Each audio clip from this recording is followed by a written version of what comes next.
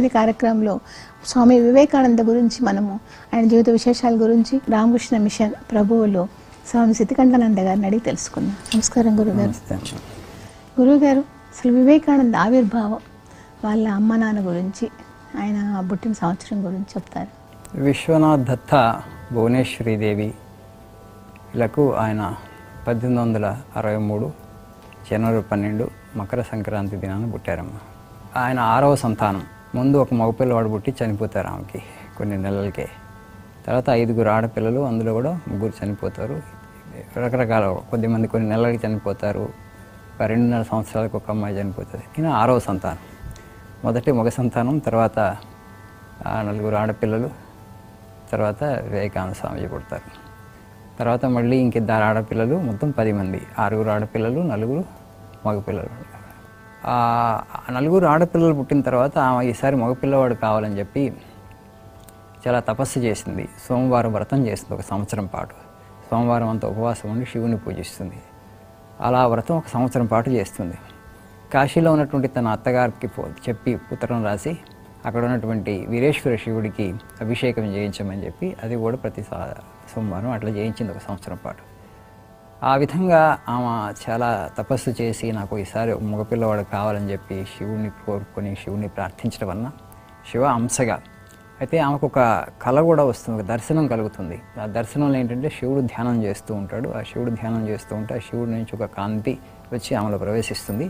అప్పుడు ఆ శివుడు ఒక పిల్లవాడిగా మారిపోతాడు. అంటే ఆమెకు ఆశ్చర్యం అవుతుంది, శివుడే తనకు కొడుకుగా పుట్టబోతున్నాడా అని అనుకుంటుంది. ఆ విధంగా ఆ తర్వాత ఆమె లేచుకుని మేల్చుకున్న తర్వాత కూడా ఆమెకు ఆ కాంతి అంతా తన శరీరాన్ని ఆవరించి ఉండటం ఆమె చూస్తుంది, కనుక్కుంటుంది. రామకృష్ణ వారి తల్లికి కూడా అలాంటి అనుభవం అవుతుంది. కామాపుకులో ఉన్నప్పుడు వాడు పక్కన ఒక శివాలయం ఉంటుంది. ఆ శివాలయం నుంచి కాంతి వచ్చి శివలింగం నుంచి ఆమె కడుపులో ప్రవేశిస్తుంది. ఇక్కడ కూడా భువనేశ్వరి దేవికి కూడా అదే అనుభవం అవుతుందమ్మ.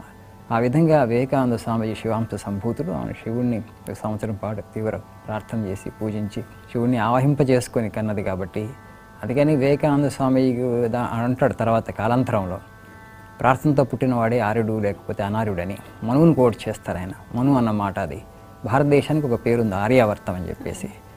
ఆర్యావర్తం అంటే ఆర్యులు ఉండేటువంటిది. ఆర్యులు ఎవరంటే ప్రార్థనతో పుడతారు. ప్రార్థనతో ఉంటారు కాబట్టి వాళ్ళకి దైవీ సంస్కారం ఉంటుంది. వాళ్ళు ఈ ప్రపంచంలోకి వచ్చినప్పుడు కూడా వాళ్ళు భగవంతుని ఉపాసిస్తూ ఆరాధిస్తూ మళ్ళీ భగవంతుని చేరుకోవడానికి ప్రయత్నం చేస్తారు. ఆ తర్వాత కూడా ఆయన ప్రతి తల్లి తండ్రి సంతానం కోసం ప్రార్థించాలి, ప్రార్థనలతోనే పిల్లలు పుట్టాలి అని చెప్పారమ్మా. అయితే మనకి ఇప్పుడు ఆ సంస్కారం చాలా తగ్గిపోయింది. ఎందుకంటే ఆడపిల్లలు కూడా వాళ్ళ కెరీర్ గురించి దాని గురించి ఎక్కువ దృష్టి పెడుతూ మాతృమూర్తిగా వాళ్ళ పాత్రకి వాళ్ళు న్యాయం చేకూర్చలేకపోతున్నారు. అందుకని మేము ఒక ఆర్యజనం అనే కార్యక్రమం స్టార్ట్ చేసాం.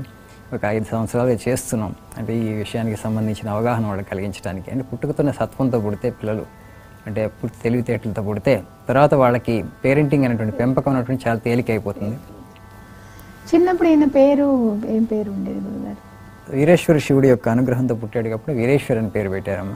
తర్వాత ఇంట్లో ముద్దుగా బిలి అని పిలిచేవాళ్ళు. తర్వాత ఆయన నరేంద్రనాథ్ అనేది ఎవరు పెట్టారు? తండ్రి పెట్టాడు అంటారు నరేంద్రనాథ్ అని.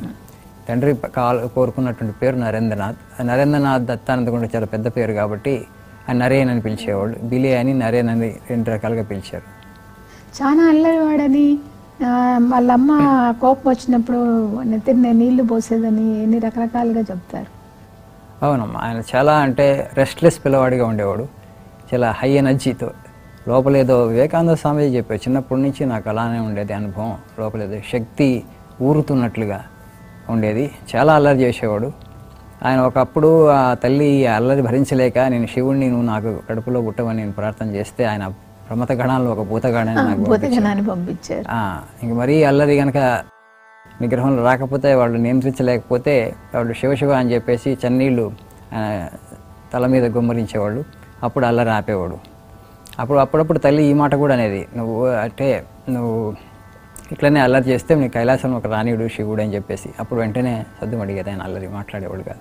అప్పుడు ప్రార్థన చేసి అంటూ ఉండేవాడు, ఇప్పుడు తప్పు చేశాను మళ్ళీ ఇంకెప్పుడు ఇలాంటి తప్పు చేయనని శివుడిని, మళ్ళీ కైలాసంలో ఒక రానివాడు అని చెప్పేసి. స్వామీజీ కూడా అన్నారు కాలాంతరంలో, నేను ఆ కైలాసం నా యొక్క నివాస స్థలం, నేను ఎక్కడ శివుడితో ఉండాల్సింది, ఏదో తప్పు చేశాను, ఆ తప్పు చేసేసరికి ఆయన బహిష్కరించారని కైలాసం నుంచి, తన నివాసం నుంచి. అందుకని వచ్చి ఇక్కడ పడ్డాను, ఈ భూప్రపంచంలోకి వచ్చి పడ్డాను, మళ్ళీ నేను వెనక్కి వెళ్ళిపోవాలి నా కైలాసంలోకి అని చెప్పేసి. అంటే ఆ శివుడి దగ్గరికి వెళ్ళిపోవాలి అన్నట్టుగా ఈ ప్రపంచం నాకు చెందింది కాదు, ఈ ప్రపంచానికి ఒక స్ట్రేంజర్, ఒక అతిథిగానే నేను ఇక్కడికి వచ్చాను అన్నటువంటి భావంలో ఉండేవాడు. ఇప్పుడు ఆ భావ పారవస్యం ఆయన సమాధి స్థితిలో ధ్యానం, ప్రగాఢమైనటువంటి ధ్యానంలో.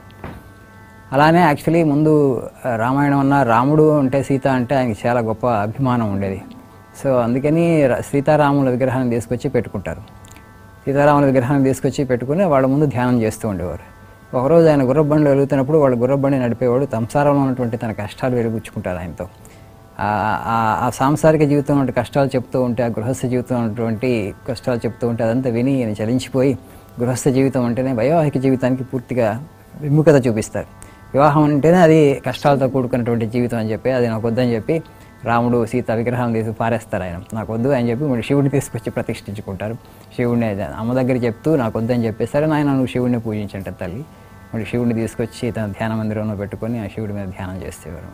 అంటే చిన్నప్పటి నుంచి ఆయన ధ్యానం ఎవరు నేర్పించారు? ఆయనంతా ఆయన చేసుకునేవాడు ధ్యానం. ఆయనకి ఎవరు నేర్పలేదు. తర్వాత కాలాంతరంలో రామకృష్ణ వారు కూడా అన్నారు ఆయనతో, ఆయన పుట్టుకతోనే ధ్యాన సిద్ధుడని.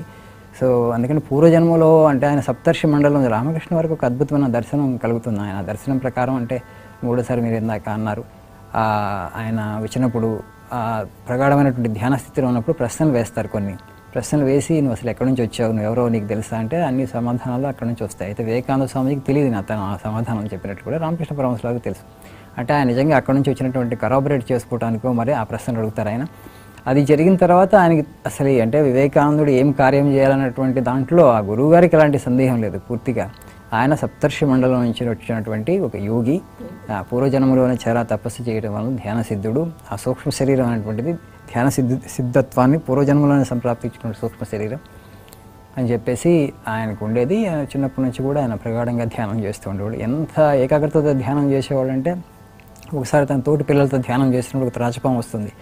ఆ త్రాచపాము వస్తే ఆ పిల్లలందరూ ఆ త్రాచపాము చూసి బయటికి పరిగెత్తుతూ నరేన్ పాము వచ్చింది నువ్వు కూడా బయటికి రాని అరుస్తారు. అయినా కూడా ఆయనకి వినపడదు, ఎందుకంటే ఆయన అంత ధ్యాన స్థితిలో ఉంటాడు. పాము వచ్చిన సంగతే ఆయనకి తెలియదు అంటారు, నాకు వినపడలేదంటారు. అంటే అంత ప్రగాఢంగా ధ్యానంలో లీనమైపోయేవాడు. అంటే 7, 8, 9 సంవత్సరాల వయసు అప్పుడే అంత ప్రగాఢంగా ధ్యానం చేయగలుగుతానంటే లీనమైపోయి దేహ స్పృహ లేకుండా అయిపోతుందంటే అది పూర్వజన్మ నుంచి వచ్చినటువంటి సంస్కారమే కదమ్మా.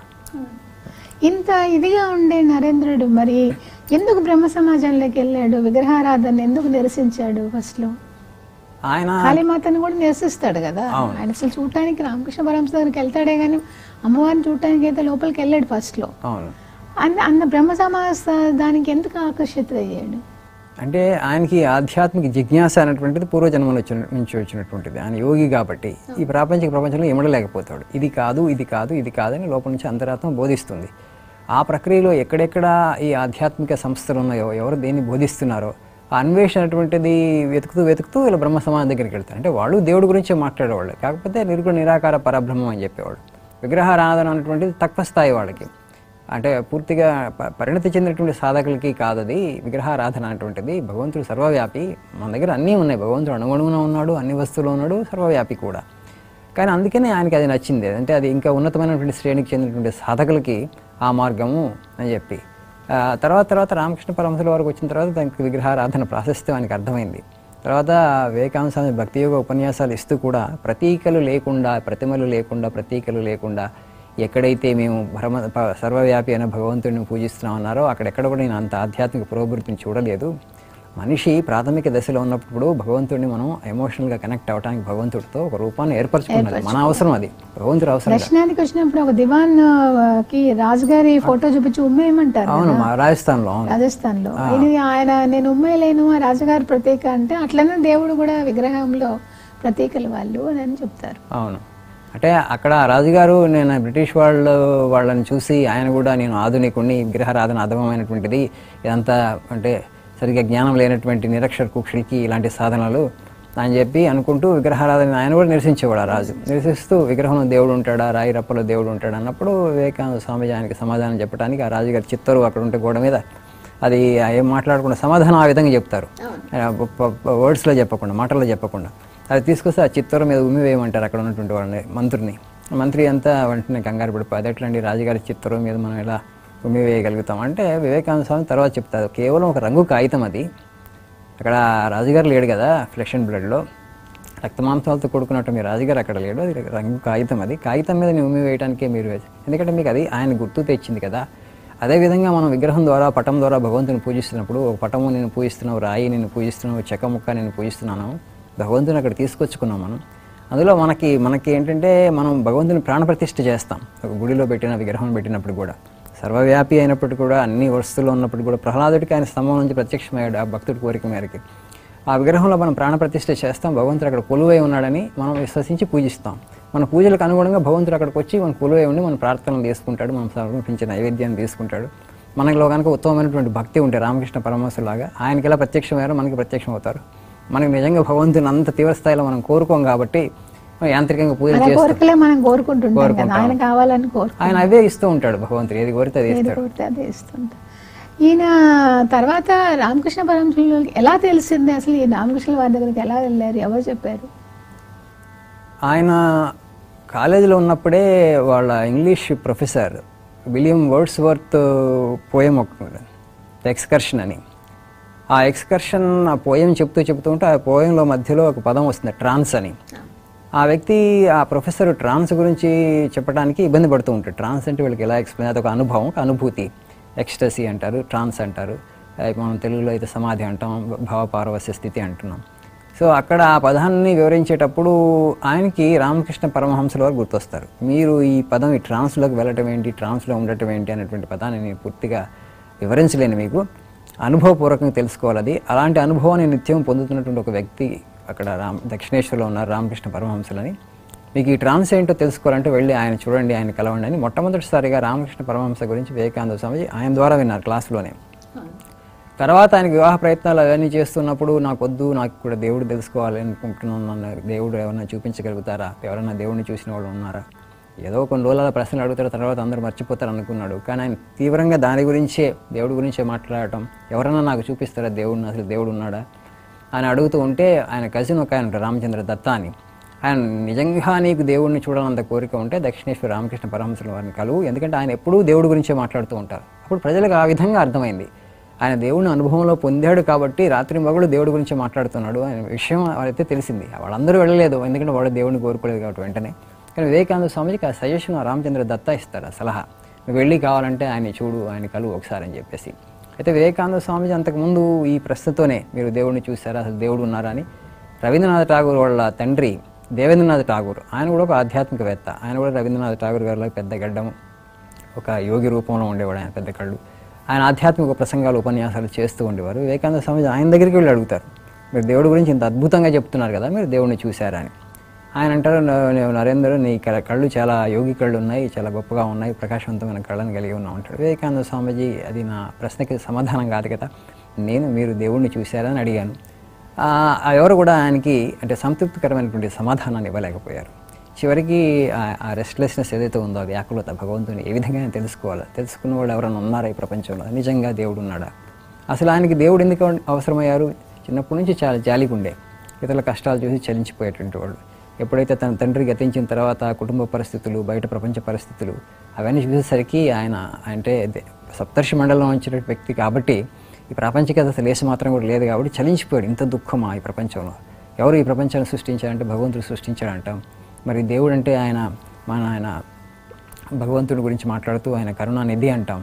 ఆయన అలాంటి అహేతుకు దయాసింధు అయినటువంటి భగవంతుడు ఇంత క్రూరమైనటువంటి ఈ సమాజాన్ని, ప్రపంచాన్ని ఎందుకు నిర్మించాడు, ఏదో తప్పు చేస్తే ఆయన సరిగ్గా నిర్మించలేదు ఈ ప్రపంచాన్ని అనేటువంటి సందేహం ఆయన మనసును తొలుస్తూ ఉండేది. It not done a perfect world, ఇంకొంచెం బాగా చేసి ఉండాల్సింది, ఇంత దుఃఖంతో ఎందుకు ప్రపంచాన్ని సృష్టించాడు భగవంతుడు, అదే దుఃఖాలయం అశాశ్వతం అని భగవంతుడు భగవద్గీతలో చెప్పారు. కాకపోతే ఇంత దుఃఖంతో కూడుకున్న కష్టాలతో కూడుకున్నటువంటి ప్రపంచాన్ని ఎందుకు నిర్మించాలి అనేటువంటి ఒక రుచి, అసలు దేవుడు ఉన్నాడా, ఉంటే ఆయన చూస్తే కనుక చూస్తే ఎందుకు ఇలాంటి ప్రపంచాన్ని సృష్టించాలని అడగాలని ఆయన కోరిక. సో ఆ విధంగా ఆయన అన్వేషణతో మొదలై ఆ జాలి హృదయం ఉన్నటువంటి వ్యక్తి కాబట్టి దేవుడు నాకు కావాలి, నాకు ఆ సమాధానానికి నా ప్రశ్నకి ఏదైతే సమాధానం కావాలి అని చెప్పి చివరికి రామకృష్ణ పరమహంసల దగ్గరికి వస్తారు అన్నమాట. అంటే వచ్చిన వెంటనే ఆయనకి దర్శనం చేపిస్తారా రామకృష్ణ పరమహంస గారు? మొదటిసారి ఆయన కలిసినప్పుడు రామకృష్ణ పరమహంసల వారు, అయ్యో నరుని ఇప్పుడా ఇంత ఆలస్యంగా వచ్చావు, ఈ ప్రాపంచికులకి చెప్పి అంటే ప్రాపంచికమైన విషయాలు విని నా చెవులు చిల్లులు పడుతున్నాయి, వినలేకుండా ఉన్నాను, ఇంతకాలం తర్వాత వచ్చావు, ఇప్పటికి ఆలస్యం చేసినట్టు చెప్తూ అంటే ఎమోషనల్ అయిపోతారు. ఎప్పటి నుంచో చూసే తల్లి, విడిపోయినటువంటి తల్లి బిడ్డ మళ్ళీ కలిసినట్టు భావంతో ఆయన అందరూ ఉండగా ఈయనకి వెళ్ళి ప్రసాదం తీసుకెళ్ళి ఆయన నోట్లో పెట్టబోతారు. అంటే నెరీ చిన్న పిల్లవాడు కాదు కదా, వివేకానంద స్వామి 18 సంవత్సరాల యువకుడు అప్పుడు. వాళ్ళందరికీ ఇవ్వకుండా తనకి ఇస్తుంటే తినడానికి ఆయన ఇబ్బంది పడుతూ ఉంటాడు. అక్కడ వసారాలోకి తీసుకెళ్ళి ఆయన తినిపించడానికి ప్రయత్నం చేస్తారు. ఈయన ఏం చేస్తున్నాడు, మిగతా వాళ్ళు అందరూ వాళ్ళకి ప్రసాదం ఇవ్వాలి, నాతో పాటు నాకు ఒక్కడనే పట్టుకొని నేను ఒక్కడనే వండుంటే అది వేరు విషయం. వాళ్ళందరి మధ్యలో నాకే ఆయన పూర్తి దృష్టి అంతా నా మీద పెట్టి ఆ ప్రసాదాలు తిను అని ఒక తల్లి బిడ్డని తినమని ప్రాధేయపడుతున్న విధంగా అడుగుతూ ఉండి నోట్లో పెడుతూ ఉంటే కొంచెం ఇబ్బంది పడతాడు వివేకానంద స్వామీజీ. అందుకని ఆయనకి నేను మోనోమానియాక్ అది నిజంగా అనే ఎస్. వాళ్ళందరూ వెళ్ళిపోయిన తర్వాత స్వామీజీ అడుగుతారు, మీరు దేవుడిని చూశారా అంటే, అరే చూశాను, నిన్నెట్లా చూస్తున్నాను అట్లానే చూస్తున్నాను, కానీ దేవుడిని కోరుకునేవాళ్ళు ఎవరు? భార్య పిల్లల కోసం, భర్త పిల్లల కోసం కడవడు కొద్ది కన్నీళ్ళు గారుస్తారు, కానీ దేవుడి గురించి మూడు చుక్కలు కన్నీళ్ళు గార్చేవారు వీళ్ళు ఎవరున్నారు ఆయన ఈ ప్రపంచంలో? దేవుడి యొక్క సృష్టిని కోరుకుంటున్నాం, మనం దేవుడిని కోరుకోవట్లేదు. సృష్టికర్తను కోరుకోవట్లేదు, మనం సృష్టిని కోరుకుంటున్నాం. తర్వాత కాలాంతరంలో రామకృష్ణ పరమహంసరావు చెప్పారు, వీఆర్ సో మ్యాజిక్ అనేటువంటిది మనం ఎంత ఆకర్షిస్తుందంటే ఈ ప్రపంచం అనేటువంటి మ్యాజిక్, మన మెజిషియన్ని మర్చిపోయి ఉంటారు. భగవంతుడు మెజిషియన్, ప్రపంచం ఆయన మ్యాజిక్. ఆయన మ్యాజిక్ని చూస్తూ మనకు మెజిషియన్ గుర్తు రావట్లేదు. అదే ఆశ్చర్యకరమైనటువంటి విషయం. అదే మాయ కరెక్ట్. అదే మాయ, అదే అజ్ఞానం. అసలు లేకపోతే మనం సృష్టించలేదు ఈ ప్రపంచాన్ని, మన సృష్టిలో భాగం, ఆకర్షితం సృష్టిలో భాగం. అసలు ఎవరి రూపకల్పన ఈ సృష్టి అనుకున్నప్పుడు మనకు దేవుడు గుర్తొస్తాడు. ఇంకా తర్వాత ఆ దేవుడి యొక్క స్వరూపం ఏంటి, స్వభావం ఏంటి, వివిధ మతాలు ఏం చెప్తున్నాయి, ఇంతకుముందు పుట్టిన ఋషులు, మునులు, సాధువులు, లేకపోతే స్పిరిచువల్ ఇల్యూమెంట్ పీపుల్ వాళ్ళు ఏం చెప్తున్నట్టు మనం అన్వేషిస్తాం అది తర్వాత. కానీ అసలు గుర్తుకు రాకపోవటం, ఇంత ప్రపంచాన్ని చూసి కూడా ఈ ప్రపంచానికి రూపకర్త ఎవరు, ఈ ప్రపంచాన్ని సంకల్పించింది ఎవరు అన్నటువంటి ప్రశ్న రాకపోవడం, ఆ అన్వేషణ మొదలుపెట్టి కొంచెం ఆ దిశగా మనం కృషి చేయకపోవటమే లేదు మనం ఇప్పుడు పూర్తిగా పాశ్చాత్యీకరణ వలన వాళ్ళు ఏదైతే అవన్నీ మెటాఫిజికల్ థింగ్స్, అవన్నీ నిజం కావు, అవన్నీ ఒక ఊహలు, కల్పనలు అని చెప్పేసి కేవలం ప్రాపంచికమైనటువంటి ప్రపంచం అనుకొని అదంతా కూడా టైం వేస్ట్, కాలయాపన అని చెప్పేసి పూర్తి మనం ప్రాపంచికతను తెచ్చుకున్నాం ఈ ప్రపంచంలో ఇప్పుడు. కానీ వివేకానంద స్వామి ఒక మాట అంటారు అక్కడ, ఇప్పటికి కూడా ఈ ఇంకా భగవంతుడు లేకపోతే ఈ ఆధ్యాత్మిక విషయాల పట్ల కాస్త ఆసక్తి, కాస్త సింపతి, కాస్త అనురక్తి ఒక భారతదేశం అంటారు. ఆయన రెండోసారి కలిసినప్పుడు మళ్ళీ ఆయనకి అంటే స్వామి మోకాలు పైన పెట్టి చూపిస్తారు కదా, అప్పుడు ఆయన ఏ విధంగా ఫీల్ అయ్యారు, ఏ విధంగా ఇదయ్యారు? అప్పుడు అది అయితే ఆ అనుభవాన్ని ఆయన జీర్ణించుకోలేకపోతాడు అనుకుంటాం. యాక్చువల్గా వివేకానంద స్వామీజీ ప్రశ్నలు అడుగుతారు. అప్పుడు ప్రశ్నలు అడిగి అక్కడ కొంచెం ఆర్గ్యుమెంట్ కూడా జరుగుతుంది. ప్రశ్నలు అడిగిన తర్వాత ఆయన ఈ సప్తర్షి మండలం నుంచి వచ్చి ఉంటాడు కదా, సప్తర్షి మండలం నుంచి నువ్వు ఎవరో నీకు తెలుసు ఆయనకి. అయితే ఆ సంవాదం అనేటువంటిది ఏంటి మనకు తెలియదు, ఆయన ఏం ప్రశ్నలు అడిగారు, ఏం సమాధానం రాబట్టే అనేటువంటిది. వచ్చిన తర్వాత స్థితిని ఆయన తొలగించి వేస్తారు. తర్వాత అంటే ఆయన రామకృష్ణ పరమహంసుల వారు ఎప్పుడు నుంచి కాళీదేవిని ఆరాధించారు అంటే ముందు నిరసించారు కదా విగ్రహాలు, ఏమైనా రామకృష్ణుల వారితో కూడా ఆయన వాదిస్తారు, విగ్రహారాధన కాళీమాత అంటే వాదిస్తారు. అప్పుడు రామకృష్ణ పరమహంస కొన్ని రోజులు నా దగ్గర రావద్దని కూడా తిడతారు. కానీ ఎప్పటి నుంచి ఈయనకి మళ్ళీ విగ్రహారాధన మీద, కాళీదేవి మీద ఆరాధన మొదలైంది? తన తండ్రి చనిపోయిన తర్వాత వివేకానంద స్వామిజీ ఉద్యోగ అన్వేషణ ఉంటారు కొన్ని రోజులు. ఆ ఉద్యోగాలు ఏమీ దొరకవు. ఒక పక్కనేమో ఈ ఆవేదన, భగవంతుని తెలుసుకోవాలి, భగవంతుని చూడాలి. రామకృష్ణ వారితో అప్పటికి ఒకసారి వెళ్ళొచ్చారు. నేను చూశాను, నిన్ను కూడా చూపిస్తుంది, నిన్ను చూసినట్టు చూస్తున్నా అన్నారు. మనసంతా ఇటువైపున లాగుతుంది. ఇటు పక్కన కుటుంబ బాధ్యతలు, పెద్దవాడు అప్పుడు, ఇంకా మిగతా వాళ్ళు ఎవరు లేరు. ఇప్పుడు తల్లి ఒకతే అయిపోయింది. తండ్రి ఉన్నప్పుడు చాలా రాజులాగా బ్రతికాడు, ఎందుకని అటార్నీ కాబట్టి శ్రీమంతుల కుటుంబంలోనే పుట్టాడు. కానీ ఆ తండ్రి చాలా దాన ధర్మాలు చేసేవాడు. వాళ్ళ తండ్రి కూడా చాలా దయాళు, కుటుంబ సభ్యులకి, బంధువులకి ఎవరు అడిగితే వాళ్ళకి ఏది అడిగితే అది ఇచ్చేసి అంటే తర్వాత ఇంకా ఎప్పుడైతే మళ్ళీ రోడ్డు మీద పడుతుంది మొత్తం కుటుంబం. అందుకని తప్పకుండా నేను ఉద్యోగం చేయాల్సిన అవసరం ఏర్పడుతుంది. ఉద్యోగాల కోసం చాలా ప్రయత్నాలు చేస్తాడు, అవి ఉద్యోగాలు సరిగ్గా దొరకవు. అప్పుడు ఇంకొకసారి ఒకరోజు చాలా ఆవేదనతో రామకృష్ణ వారి దగ్గరికి వస్తారు ఆయన. రామకృష్ణ వారికి తెలుసు ఇంకేం ఎక్కడికి వెళ్ళలేడని చెప్పేసి. వివాహ ప్రయత్నాలు కూడా చేస్తారు. వివాహ ప్రయత్నాలు చేస్తున్నప్పుడు ఒకసారి రామకృష్ణ పరమహంసుల వారికి గుర్రబండి కట్టుకుని వచ్చేస్తారు వెంటనే. చేసుకోవద్దు, అమ్మ బాబాయ్ ఈయన చేసుకుంటే ఈయన వేరే పని ఉందని చెప్పేసి, అంటే కరణజన్ముడు వేరే కార్యాన్ని చేయాలని చెప్పి ఆయన చేసుకోవడానికి తెలిసినప్పటికీ కూడా, ఎందుకంటే మాయ అనేటువంటిది నమ్మడానికి వీలు లేదని చెప్పేసి వచ్చేసి ఎప్పుడైతే వివేకానంద స్వామిజీకి ఆ ఉద్దేశం ఏం లేదని తెలుసుకున్న తర్వాత మళ్ళీ ఆయన మనసుని కుదుటపరుచుకొని మళ్ళీ దక్షిణేశ్వరం వెళ్ళిపోతారు. వెళ్ళిపోయిన తర్వాత ఈసారి వచ్చినప్పుడు రామకృష్ణ వారు అంటారు, ఇప్పుడు మీ కాళికాదేవిని ప్రార్థించండి, మా కుటుంబం అంతా ఇలా చాలా దుఃఖంలో ఉంది, ఇప్పుడు కష్టాల్లో ఉంది, మా ఆదుకోండి అంటే నువ్వే వెళ్ళి ప్రార్థన చేయి అంటారు కాళికాదేవికి. నీ కుటుంబం గురించి నీ నామని అడగటం ఏంటి, నువ్వే వెళ్ళి ప్రార్థన చేసుకో, నువ్వే అడుగు. అయితే వివేకానంద స్వామి వెళ్తారు మొదటిసారి వెళ్తారు, వెళ్ళి కానీ అమ్మని అడగలేకపోతారు. అంటే నాకు ఈయన కష్టాల్లో ఉంది కుటుంబము, ఆర్థిక పరిస్థితి కాస్త మెరుగుపరచండి అలాంటి ప్రాపంచికమైనటువంటి కోరికను ఆయన కోరుకోలేకపోతాడు. నాకు భక్తి జ్ఞాన వైరాగ్యాలు ఇవ్వమనే కోరుకుంటాడు. మళ్ళీ రామకృష్ణ పరమహంసలో కోరుకున్నావా అంటారు వచ్చిన తర్వాత. నేను కోరుకోలేదు, నువ్వు ఏ కోరుకోగలిగానంటే మళ్ళీ వెళ్ళమంటాడు ఆయన. పోనీ ఈసారి నువ్వు ఏదైతే మొదటిసారి కోరుకున్నావు దాన్ని పక్కన పెట్టి ఈసారి నువ్వు ఏదైతే నన్ను అడుగుతున్నావో ఆ అమ్మని అడుగు మళ్ళీ వెళ్ళి అంటే. రెండోసారి అడగలేకపోతారు, మూడోసారి కూడా వెళ్ళి అడగలేకపోతారు వివేకానంద స్వామిజీ. ఎందుకంటే ఇప్పుడు తర్వాత రామకృష్ణ వారు తను ఒక చెప్తారు ఆయన, ఒక అమ్మ దగ్గరికి వెళ్ళి జగన్మాత భగవంతుడి దగ్గరికి వెళ్ళి ప్రాపంచికమైనటువంటి అడగటం ఎలాంటిదంటే ఒక మహారాజు దగ్గరికి వెళ్ళి 1 కేజీ వంకాయలు ఇవ్వమని చెప్పి అడగటం అవుతుంది. భగవంతుడికి మన కనీస అవసరాలు తెలిసి ఏది ఇవ్వాలో అది ఈ ప్రాపంచిక ప్రపంచంలో మనకి ఎంతో స్థాయిలో ఈ సుఖాలు ఉండాలన్నటువంటిది, సౌలభ్యాలు ఉండాలనేది ఆయన నిర్ణయిస్తారు. మనం అసలు వాటిని కోరుకోవాల్సిన అవసరం లేదు, పరమోత్కృష్టమైన దాన్ని కోరుకోవాలని చెప్తారు. పరమోత్కృష్టమైనది ఏంటంటే భక్తి జ్ఞానం వైరాగ్యం. వివేకానంద స్వామి దాన్నే కోరుకుంటారు. ఇక 3 సార్లు ఆయన ప్రయత్నం చేసి విఫలమైన తర్వాత రామకృష్ణ వారు సరే మీ కుటుంబానికి ఎప్పుడు కూడా కనీస అవసరాలకు ఎప్పుడు లోటు ఉండదు అని చెప్పేసి పంపించేస్తారమ్మా. ఇట్లాంటి రామకృష్ణ గారి జీవితంలో కూడా జరుగుతుంది కదా. ఆయన చనిపోకముందు క్యాన్సర్ వచ్చినప్పుడు తినలేకపోతుంటే వివేకానందుల వారు అడగమంటారు, అమ్మని అడగండి తినడానికి అవకాశం ఇవ్వమని అడగమంటే 8,000 లోపలికి వెళ్ళి ఏం అడగకుండా వస్తారు. ఆ విధంగా 2-3 సార్లు అయిన తర్వాత మళ్ళీ అమ్మ అన్ని నోట్లో తింటున్నావు కదా, ఈ నోరు కూడా తినాలా అని అన్నట్టుండే. ఇద్దరి జీవితాల్లో వాళ్ళ అమ్మని ప్రాపంచిక సుఖాల కోసం అడగలేకపోయారు ఇద్దరు. ఆయన రామకృష్ణ పరమహంస అడగలేకపోయారు, వివేకానందుడు కూడా అడగలేకపోయారు. తర్వాత అంటే ఎన్ని సంవత్సరాలు రామకృష్ణులతో కలిసి ఉన్నారు వివేకానంద? అంతే 86, 82 ఐ థింక్, 4.5 సంవత్సరాలు 5 సంవత్సరాలు అంతే ఆయన శిక్షణ ఇచ్చింది ఈయనకి.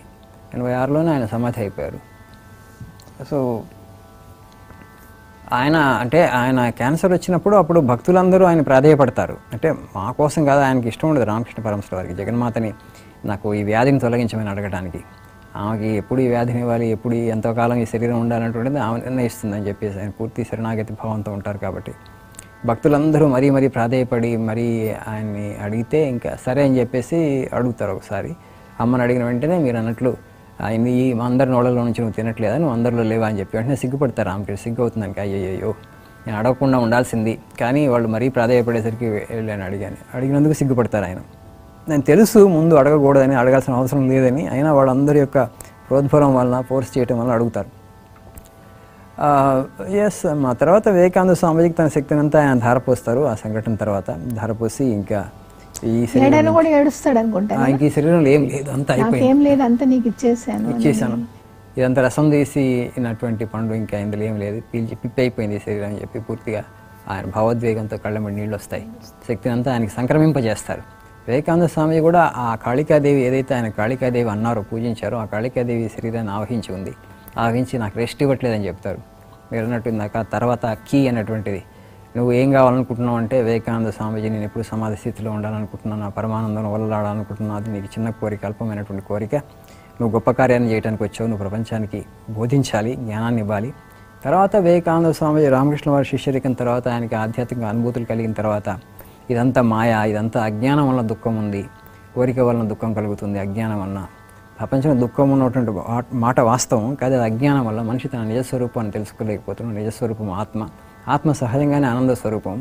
ఇది ఒక విస్మృతి ఏర్పడింది, నేను దేహము, నేను మనస్సును అన్నటువంటిది ఈ మమత్వం ఏదైతే వచ్చిందో అది మోహం, అది మాయ, అది అజ్ఞానం.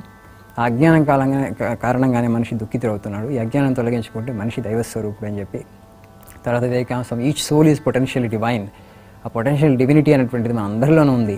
ఆ దైవత్వం అనేటువంటిది, ఆ దైవత్వాన్ని అభివ్యక్తీకరించుకోవడానికి మనం ప్రయత్నం చేయాలి. మనం ఈ నైతికత, ఈ మొరాలిటీ దేని గురించి మాట్లాడుతున్నాం, ఇవన్నీ కూడా మనకి దానికి సహాయకారులుగా ఉండాలని చెప్తారు. సహాయకారులే. అప్పుడే మనకి ఈ క్యారెక్టర్ డెవలప్మెంట్ మీద, ఈ నిస్వార్థమైనటువంటి కర్మల మీద, అన్సెల్ఫిష్ వర్క్ మీద ఆధారపడుతుంది. భగవంతుడు నీలోనే ఉన్నాడు, నువ్వు అతి సమీపంలో ఉన్నాడు అని తెలుసుకోవాలంటే ఈ ఆధ్యాత్మిక సాధన చేసి మనం ఈ మాయను తొలగించుకుంటే మళ్ళీ మనం నిజస్వరూపాన్ని పొందుతాం, ఆనంద స్వరూపంగానే మిగులుతాం, దుఃఖం నుంచి పూర్తిగా మనం బయటపడతామని చెప్పి ఆ జ్ఞానం వచ్చిన తర్వాత ఆయన ప్రపంచాన్ని చూసిన తర్వాత అందరికీ ఆ జ్ఞానాన్ని బోధించి అందరినీ ఆధ్యాత్మిక మార్గంలో ప్రవేశపెట్టి అందరూ కూడా ఆ సిద్ధిని పొందేటట్లు, అందరూ కూడా అమృతత్వ లబ్ధిని పొందేటట్లు వివేకానంద చేయాలని ఒక తపనతో పాపం ప్రపంచం అంతా తిరిగి బోధించి తన శరీరాన్ని లెక్క చేయకుండా, సుభాష్ చంద్రబోస్ అంటారు రెక్లెస్ ఇన్ హిస్ సాక్రిఫైస్ అంటారు. ఆ త్యాగం ఏ త్యాగం కూడా గొప్ప త్యాగం అనిపించలేదు ఆయనకి, ఎందుకంటే ప్రపంచం అంత దుఃఖంలో ఉన్నట్టు వివేకానంద స్వామి చూశారు. సమయం లేదు నాకు, ఈ తక్కువ సమయంలో అంత జ్ఞానాన్ని అందరికీ ఇవ్వాలని చెప్పి అటు భారతదేశంలోనూ అటు పాశ్చాత్య దేశాల్లోనూ ఆ జ్ఞానాన్ని వితరణ చేశారమ్మ. ఇప్పుడు కూడా మనం ఆయన పుస్తకాలు, ఆయన సందేశం చదువుతూ ఉంటే ఆయనలో ఉన్నటువంటి ఏమంటాం దాన్ని, ఆ సంవేదన ఇతరుల పట్ల ఇచ్చి వాళ్ళందరినీ కూడా దుఃఖం నుంచి బయటకు తీసిన ఒక తపన, ఒక తాపత్రయం మనకు కనపడుతుంది. ఒక తల్లి తండ్రిని చూస్తాం ఆయనలో. తల్లి తండ్రి బిడ్డల కోసం ఏ విధంగా అయితే వాళ్ళు తాపత్రయపడతారో, వాళ్ళ దుఃఖాన్ని, వాళ్ళ కష్టాలు ఉండకూడదు అంటారు బిడ్డలకి. వీళ్ళు కష్టపడతారు కానీ బిడ్డలు కష్టాలు రాకుండా ఉండాలని కోరుకుంటారు. అదేవిధంగా ఒక తల్లిని తండ్రిని మనం ఆయనలో చూడగలం. అంటే నా బిడ్డలకి ఎవరికి కష్టం రాకూడదు, ఆ కష్టాల నుంచి వాళ్ళు బయటికి రావాలి, ఆ కష్టాలని వాళ్ళు తేలికగా అధిగమించగలిగి ఉండాలని చెప్పి నిర్భయత్వం గురించి మాట్లాడతారు అద్భుతంగా. స్ట్రెంగ్త్ గురించి మాట్లాడతారు. బలమే జీవనం, బలహీనత మరణం, బలాన్ని పొందండి, జ్ఞానాన్ని సంపాదించుకోండి అని చెప్పేసి. ఆ విధంగా వ్యక్తిత్వ వికాసానికి కూడా ఆయన భావనలు విపరీతంగా ఉపయోగపడుతున్నాయి ఈ రోజుల్లో. అంటే రామకృష్ణ పరమహంస వెళ్ళిన తర్వాత సన్యాసాశ్రమం తీసుకున్నారు, సన్యాస దీక్ష తీసుకున్నారు. అవునమ్మా. 16 మంది శిష్యులు తీసుకుంటారు కదా. 16 మంది శిష్యులు. రామకృష్ణ వారి అంటే ఆయనే ఒకసారి ఇస్తారు ఈ కాషాయ బట్టలు, కానీ మామూలు విరజా హోమం చేసి తీసుకోవడం అనేది జరగలేదు. ఒకరోజు ఒక సన్యాసి ఆయన తర్వాత భవిష్యత్తులో సన్యాసి అవబోతుండే కాషాయ వస్త్రాలు తెచ్చి సాధువులకి ఇవ్వాలి అని చెప్పేసి ఆయన కోరుకుంటుంటే రామకృష్ణ పరమహంస వారు నీకు ఇంతకన్నా నీకు మంచి సాధువులు ఎక్కడ దొరుకుతారు, ఇంకా వీళ్ళకి ఇవ్వమని చెప్తారు. ఆ విధంగా ముందే రామకృష్ణ పరమహంస వారు ఒక విధంగా ఇచ్చినట్లే, కానీ ప్రామాణికంగా అంటే ఒక విరజా హోమం చేసి తీసుకోవడం అనేటువంటిది జరగలేదు. అది తర్వాత వివేకానంద స్వామిజీ వాళ్ళందరూ రామకృష్ణ పరమహంస వారు సమాధి అయిన తర్వాతనే తీసుకుంటారు. సన్యాసి అయిన తర్వాత ఒక 2 పూటలు తప్పకంటే ఎక్కువ వేరే 2 పూటలు వేరే ఊళ్ళల్లో ఒకే ఊళ్ళో ఉండకూడదు అని మొత్తం హిమాలయాలు అన్నీ తిరుగుతారు ఆయన. అంటే ఆయన తిరిగినప్పుడు ఆయనకి అప్పుడు అనిపిస్తుందా అమెరికాకు పోవాలా అని, లేకుంటే ఎందుకు ముందే అమెరికాకు పోవాలనే ఆలోచన ముందు లేదు కదా, అంటే ఆ దేశాటం తిరిగినప్పుడు అనిపిస్తుందా అని అన్నాడు. ఎవరు దాన్ని ప్రేరేపించారు? అంటే మనం ఇందాక అనుకున్నాం కదా, రామకృష్ణ పరమహంస వారు నీ కోరిక ఏంటంటే నేను ఇప్పుడు సమాధిలో ఉండాలని, నువ్వు ప్రపంచానికి బోధించాలంటారు ఆయన. నేను బోధించానంటారు, నీ ఎముకలే బోధిస్తాయని చెప్తారు ఆయన. తన తాళం నాగిరం ఉంది, నువ్వు అప్పటి వరకు ఆ కార్యం చేయాలి. అప్పుడు కూడా వివేకానంద స్వామి నమ్మడు, ఆయన ఏదో చెప్తాడు, నా ఇష్టం వచ్చింది నేను చేస్తాను అనుకుంటారు. కానీ ఎప్పుడైతే ఆయన తీర్థయాత్రలకు బయలుదేరారు, హిమాలయాలకు వెళ్ళారో, అప్పుడు ఆయన కొంచెం ఈ సమాజాన్ని, ప్రపంచాన్ని, కలకట్టా బయట ఉన్నటువంటి ప్రపంచాన్ని కూడా చూసేటువంటి అవకాశం కలిగింది ఆయనకి. చూసిన తర్వాత అన్ని చోట్ల భారతదేశం చూసిన తర్వాత ఒకప్పుడు ఈ దేశం ఎట్లా ఉండేది, ఋషి కదా, వేదకాలంలో ఎట్లా ఉండేది, ఒకప్పుడు ఎంత గొప్ప వైభవంతో ప్రకాశించింది, ఎంత జ్ఞానభూమిగా ఉన్నది, అంత ఆధ్యాత్మిక ఋషులు మహర్షులు ఉండేటువంటి వాళ్ళు, ఎంత గొప్పగా రాజ్యాలు ఉండేవి. మనప్పుడు రాముడు త్రేతాయుగముల కాలంలో ఏమైనా చూసుకుంటే ఇప్పుడు ఎలాంటి భారతదేశం ఉంది, బ్రిటిష్ వాళ్ళ పరిపాలనలో, అంతకుముందు మొఘలాయుల పరిపాలనలో వచ్చిన తర్వాత ఈ దేశం ఎందుకు ఇంత దిగజారిపోయింది, ఎందుకు ప్రజలు ఇంత అజ్ఞానంతో ఉన్నారు, ఇంత దుఃఖంలో ఉన్నారు, ఇంత దారిద్ర్యం, ఎక్కడ చూసినా దారిద్ర్యము, దుఃఖము, మూఢనమ్మకాలే. ఆధ్యాత్మిక పేరుతో కూడా కేవలం మూఢనమ్మకాలను పట్టుకొని కూర్చోవాలి. ఎందుకంటే లౌకిక విద్యకే నోచుకున్నటువంటి వాళ్ళకి క్రమక్రమంగా సత్వగుణంలో ఉన్నాం అనుకున్నా అందరూ తమోగుణంలో ఉండిపోయారు. లేకపోతే బ్రిటిష్ వాళ్ళు ఎలా పరిపాలించగలుగుతారు, ఇంతమంది తమోగుణంలో ఉండి ఒక నిస్తేజమైనటువంటి, నిస్సత్వతో కూడుకున్నటువంటి, ఆత్మవిశ్వాసం కోల్పోయినటువంటి జాతిని చూశారు ఆయన. ఋషి కాబట్టి అలాంటి ప్రాచీన భారతదేశం ఎట్లా ఉండేది, ఇప్పుడు ఈ భారతదేశం ఎలా అయిందని చెప్పి ఆ ఆవేదనతో ఆయన వారణాసిలో ఒక మాట అంటారు. అదంతా చూసి ఇంకో శిష్యుడితో, the society will follow me like a dog అంటారు. నేను హిమాలయాలకు వెళుతున్నాను, అక్కడ నుంచి నేను ఒక బాంబులాగా ఎక్స్ప్లోడ్ అవుతాను, ఆ బాంబులాగా ఎక్స్ప్లోడ్ అయ్యి ప్రపంచం అంతా నన్ను అనుసరించేటట్టు చేస్తానంటాడు ఆయన. The society will follow me like a dog అంటే ఆయన ఉద్దేశం ఏంటంటే మీరందరూ మాయవైపు వెళుతున్నారు, మీరు ఇంకా ఎంత లోపలికి వెళితే అంత దుఃఖం పెరుగుతుంది, మీరు ఏమన్నా చేయండి, ఇంకొక మార్గం ఉన్నారు, మీరంతా నివృత్తిలో లేరు, ప్రవృత్తిలోకి వెళ్తున్నారు, కాబట్టి మీరందరినీ నివృత్తిలోకి తీసుకొస్తాను. నా సందేశం ఆ విధంగా, మీరు ఎక్కువగా మాయలోకి వెళ్తున్నారు కాబట్టి ఎక్కువ దుఃఖం అంటుకుంటుంది కాబట్టి తర్వాత తప్పకుండా ఈ సందేశాన్ని స్వీకరించాల్సిందని చెప్పి world will follow me like a dog, ఒక కుక్కలాగా నన్ను అనుసరించేటట్లు చేస్తాను, అంత ఆ శక్తిని ఆయనకి ఫీల్ అవుతూ ఉంటాడు. అక్కడ నుంచి ఆయన హిమాలయాలకు వెళ్తారమ్మా. హిమాలయాలకు వెళ్ళి తర్వాత భారతదేశం మొత్తం పర్యటిస్తారు. అన్ని పెద్ద పెద్ద రాజ్యాలని, కేత్రి మహారాజు, ఆళ్వార్ మహారాజు, రాజస్థాన్లో, గుజరాత్లో కొల్హాపూర్ మహారాణి వీళ్ళందరూ కోల్హాపూర్ నుంచి అటు మైసూరు అటు రామ్నాడు అన్నీ చూసిన తర్వాత ఆయనకి ఏం చేయాలి భారతదేశానికి, చాలామంది రాజులకి ఆయన సలహా ఇస్తారు. వాళ్ళందరూ కూడా అప్పటికి బ్రిటిష్ వాళ్ళకి తొత్తులుగా మారి వాళ్ళు విలాసవంతమైన జీవితాలు గడుపుతూ అయితే బ్రిటిష్ ఆ విధంగా ఉన్నారు ఇక్కడ. ఇటుపక్క వాళ్ళ యొక్క ప్రజల్ని పట్టించుకోకపోవడం, విద్య లేదు, వైద్యం లేదు, ఆ విధంగా ప్రజలు చాలా దుఃఖంతో పీడింపబడుతూ ఉన్నటువంటి స్థితి, దారిద్ర్యం. అప్పుడు ఆయన వాళ్ళకి ఏమైనా చేయొచ్చు కదా, మీరు ఇలా విలాసాలతో మీరు తొలదొగే బదులు బ్రిటిష్ వాళ్ళకి తొత్తులుగా మారి మీ ప్రజలు కదా, మీకు ఒక బాధ్యత ఉంది కదా అంటే వాళ్ళు ఎవరిలో కూడా హృదయం కనపడలేదు. కొద్దిమంది ఆయనకి సహాయం చేస్తున్నారు అని తప్ప మిగతా వాళ్ళు ఎవరు కూడా ముందుకు వచ్చి దాంతో ఆయన ఏం చేయాలి, నా దేశాన్ని ఎలా ఉద్ధరించాలి, పూర్వ వైభవాన్ని ఎలా తీసుకురావాలి, ఈ సందేహాలన్నీ చాలా మనసును తొలిచివేసాయి. ఒకసారి కొంచెం ఒక నిర్వేదంతో కూడా ఆయన ఆవహిస్తుంది. మధ్యప్రదేశ్లో ఉన్నటువంటి కాండ్వా అనేటువంటి ప్రాంతంలో ఉన్నప్పుడు ఆయన ఒక అడవి గుండా పోతూ ఉంటాడు. అడవి గుండా పోతూ చెట్టు కింద కూర్చొని ఆయన కొంచెం అట్లా రష్ తీసుకున్న తర్వాత అసలు ఇంకా నేను ఏం చేయాలో తెలియట్లేదు ఆయనకి. ప్రపంచంలో దుఃఖాన్ని అయితే చూశారు, నేనేం చేయలేకపోతున్నాను. తన నిస్సహాయత వివేకానంద స్వామి ఎంతగా వేధించిందంటే అలా ఉండి అలానే చూస్తూ అలా కూర్చుండిపోతుంటే ఒక పులి వస్తుంది. ఆ పులి వచ్చినప్పుడు కనీసం ఎట్లాగో నేను ఏం చేయలేకపోతున్నాను నా దేశానికి, ఈ ప్రపంచానికి, ఈ శరీరం వ్యర్థము, కనీసం ఇదేదో ఆకలితో ఉన్నట్టుంది పులి, దీనికి ఆహారం అవుతాను ఒక పూటకి, కనీసం ఒక జీవికి నా శరీరాన్ని ఆహారం అయ్యాను, ఆ విధమైనటువంటి సేవ చేశాను అనుకుంటాను. ఆయన కారణ జన్ముడు, జగన్మాత ఉద్దేశం వేరు. కాకపోతే ఆ టైంలో ఆయనకు అలా అనిపిస్తుంది. ఎందుకంటే ఏమి చేయాలి, ఎలా ఉద్ధరించాలి, ఎక్కడ మొదలు పెట్టాలో అర్థం కాదు, సందిగ్ధం ఉంటుంది ఆయనకి. సో ఆ విధంగా అనుకుంటే ఆ పులి కొన్నిసార్లు వివేకానంద స్వామి ముఖంలోకి తేరిపార చూసి తర్వాత వెళ్ళిపోతుంది అనుకోండి. తర్వాత ఆయన వచ్చిన తర్వాత ఈ కన్యాకుమారిలో ఎప్పుడైతే ఆ రాక్ మెమోరియల్ ఇప్పుడు ఉంది కదా, ఆ రాక్ మీదకి ఆయన ఈదుకుంటూ వెళ్తాడు. డబ్బులు కూడా లేవు ఆయన దగ్గర ఇంత పడవలో వెళ్ళటానికి.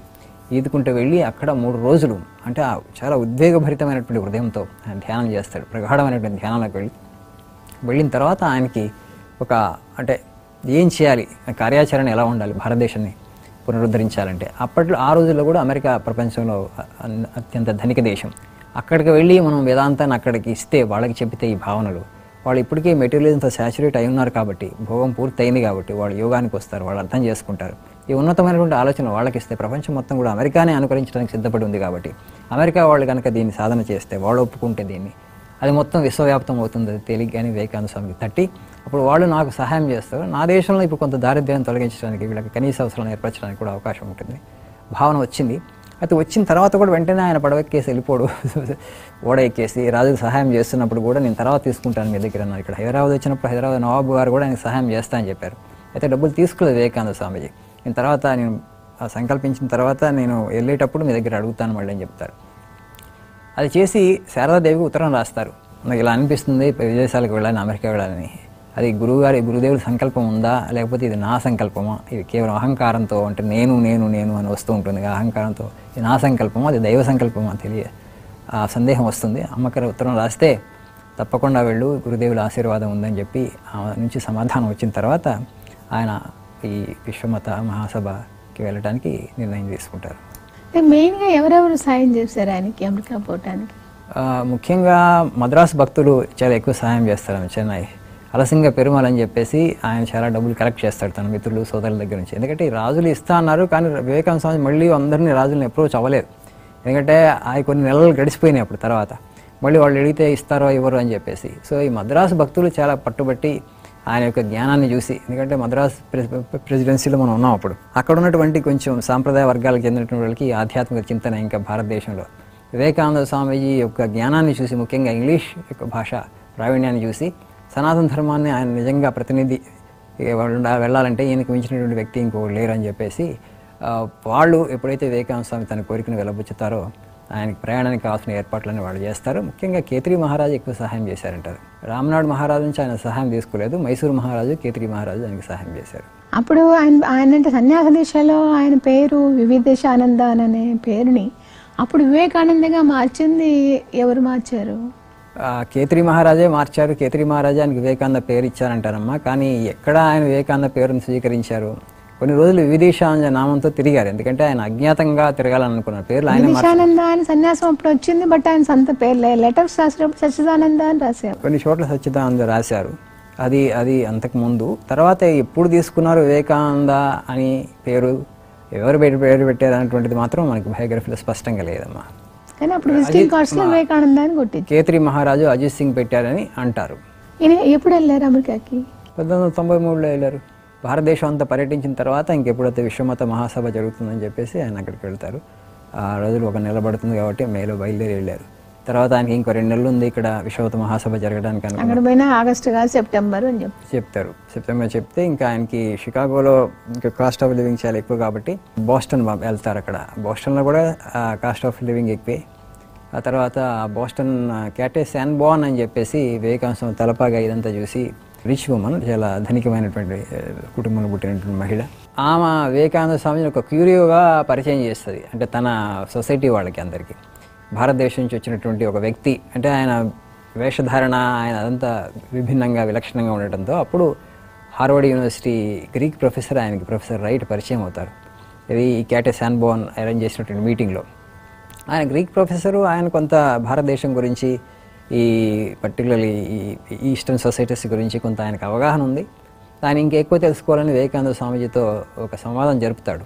ఆ సంవాదం ఒక అరగంట సేపే సాగుతుంది. కానీ ఆయన యొక్క ప్రజ్ఞ, ఆయన యొక్క మెదస్సు ఆయన వెంటనే ఆ ప్రొఫెసర్ తెలిసిపోతుంది ఆయనకి. ఈయన సామాన్యమైనటువంటి వ్యక్తి కాదు, అన్ని విషయాల మీద చాలా డీప్గా ఆయనకి లోతైనటువంటి అవగాహన ఉంది అని గ్రహిస్తాడు. తర్వాత వివేకానంద స్వామీజీ తన యొక్క కష్టాన్ని, బాధను ఆయనకి చెప్తాడు. నేను ఇక్కడ అంత దూరం నుంచి వచ్చాను ఈ విశ్వమత మహాసభలో పాల్గొనడానికి. తర్వాత ఆయన వెళ్ళినప్పుడు పరిచయ పత్రం లేకుండా మేము ఎవరికి అవకాశం ఇవ్వమంటారు. అప్పుడు తన ఆ బాధ చెప్తాను, నాకేం పరిచయ పత్రం లేదు, ఎందుకంటే సనాతన ధర్మం అనేటువంటి ఆర్గనైజ్ రిలీజన్ కాదు. ఎవరి నుంచి తీసుకోవాలి పరిచయ పత్రం అంటే, ఏ సంస్థ నుంచి తీసుకోవాలి, ఏ సంస్థ నుంచి తీసుకోవాలి అది అంటే అది వాళ్ళకి అర్థం కాలేదు. అది మీరు ఎవరిని రిప్రజెంట్ చేస్తున్నారు, ఏ సంస్థ నుంచి రావాలని కోరుకుంటారు వాళ్ళు. అప్పుడు ఆయన అంటారు, ఓ స్వామీజీ మిమ్మల్ని పరిచయ పత్రం, మీకు పరిచయ పత్రం ఎందుకు, పరిచయ పత్రం అడగటం అంటే సూర్యుడికి ప్రకాశించే హక్కు ఏంటి అని అడగటం అవుతుంది. మీరు జ్ఞాన సూర్యుడు అని చెప్పి ఆయన గ్రహిస్తాడు. నేను పరిచయ పత్రం ఇస్తానని ఆయన ఒక 2 వాక్యాలు రాస్తారు. Here is a man who is more learned than all of our learned professors put together.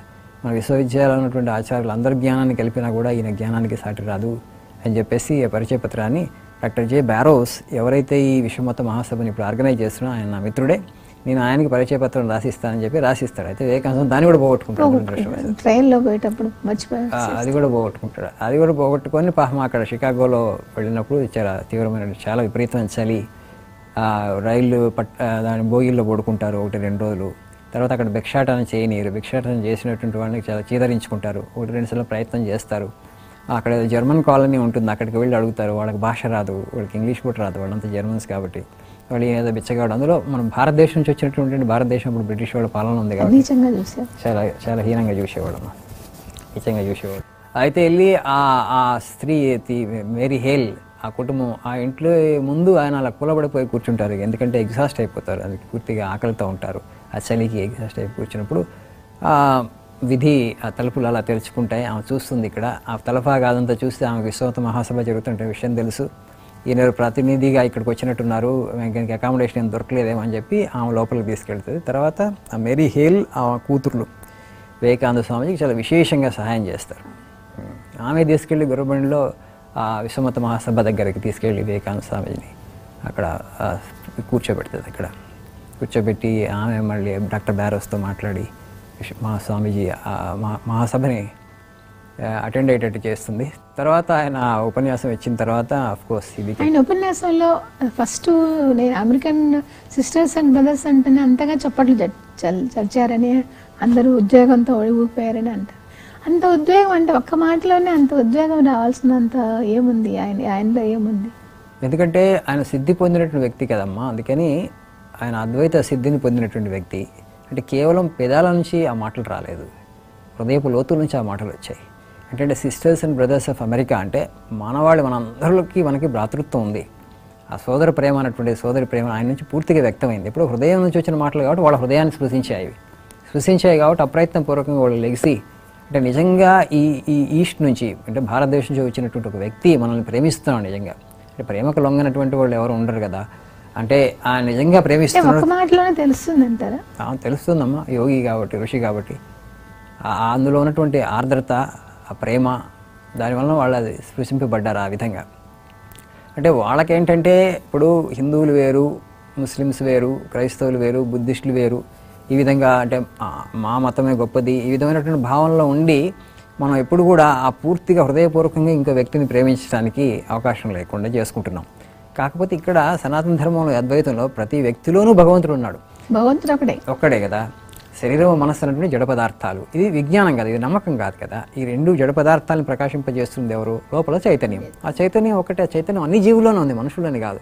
కాబట్టి ఆ విధంగా మనం ఎప్పుడు కూడా మనిషి మతం పేరుతో వేరు చేయలేదు, చేయలేము కూడా, ఎందుకంటే విజ్ఞానం కాబట్టి.